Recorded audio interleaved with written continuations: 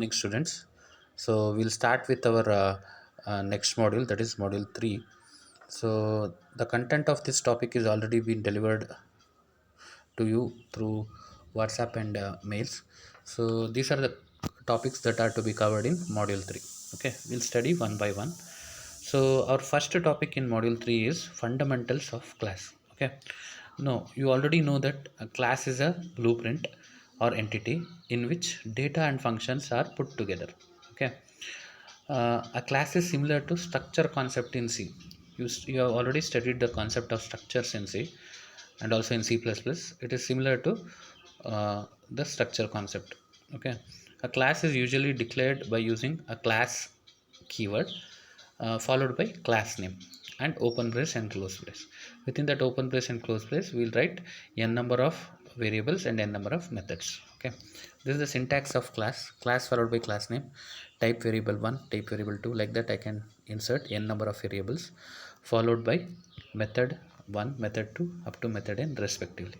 Okay, and data field declaration is as follows, where I have declared two variables a and b within the class test, and method also can be of any type with parameter or without parameter, anything. So that is about the class. Now we'll see how to declare object. We know what is object. Object is nothing but instance of a class. Okay, and it allocates memory for object. When I create an object, some part of memory will be allocated for this object, and we can do real wide operation by creating object for a respective class. It is created using new operator. Now let us take an example where for the test, for the class test, I have created an object obj. Okay, and I to initialize or instantiate object, I should use new keyword obj equals to new test of, and also through diagrammatically I have declared what is test and what is object. And we can create n number of object for a single class. Okay, by using the same concept, that is new keyword. Now how to access variables and method, we'll see that. Okay, so we know there may be two class members for each class, that it may be a data member or it may be a method. Okay, or it may be a function, and we'll access the variables by using dot operator.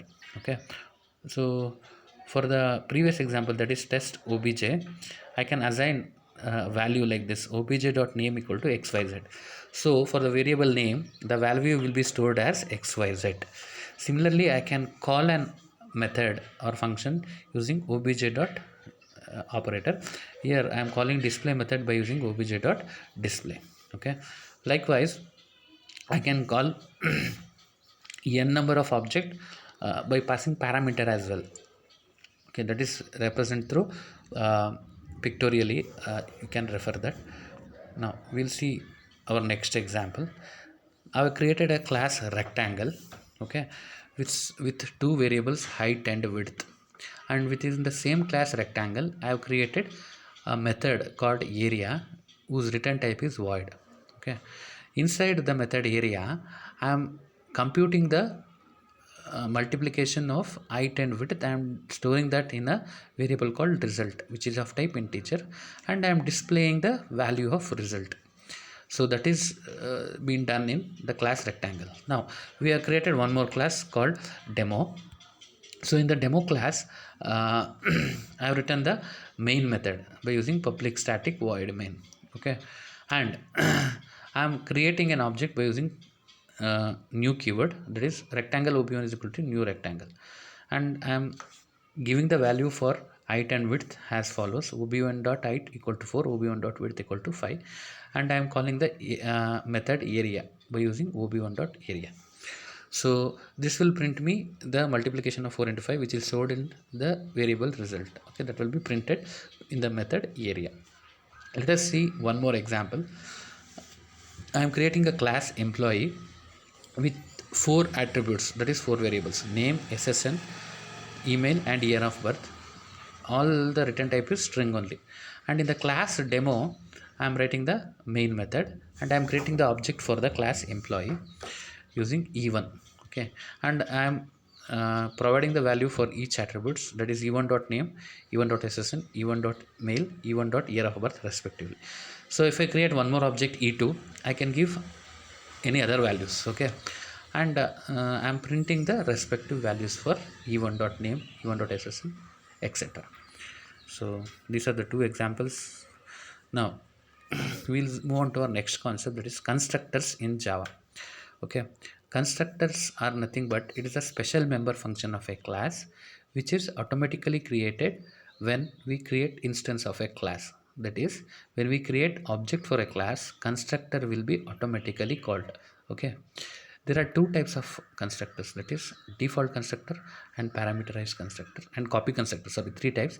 So the concept of constructor is already been discussed in module 2. You can go through that. The same concept is used in Java also.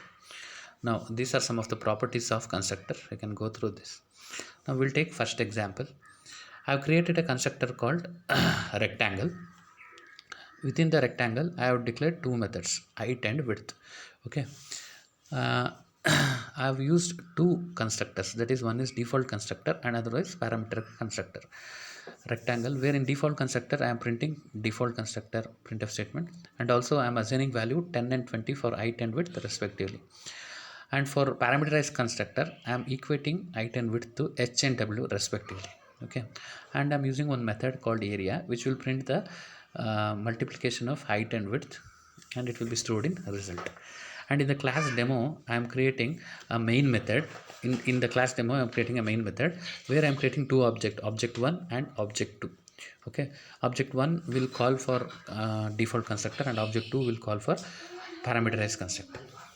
Similarly, I have taken two more examples with class student, where I am giving the value 101 and John for ID and name respectively, and in display method I am displaying the ID and name. And in the main method I am creating two objects s1 and s2. s1 dot display will display 101 and John, but s2 dot display will display null because I have not initiated any value for ID and name for the second student detail, so that's why it will be displayed as null. In the example 3 I'm creating the same class student with one parameterized constructor and one display method. Okay, the display method will display the parameterized value, and in the main method I am passing two parameters with objects s1 and s2 respectively, and the values will be printed according to the value. Okay, so this is what the concept of constructor is. So in today's video we have gone through two concepts, that is classes and objects along with constructor.